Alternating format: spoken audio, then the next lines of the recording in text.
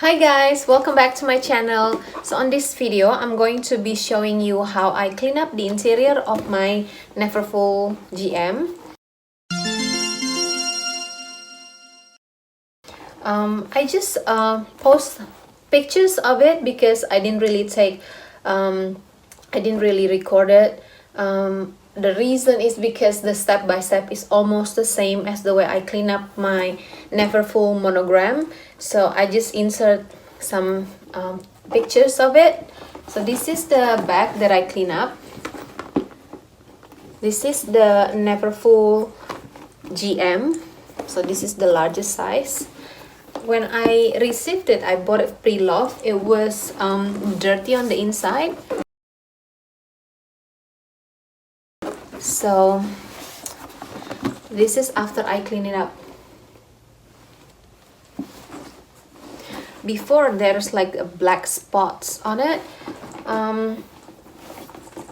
I also clean up the exterior, the canvas, with the same cleaner that I use for my Monogram. However, I use different product for the interior. I will put in the pictures for you, but I think the material is a bit difficult to find in States, or maybe they do have the same but just a different brand.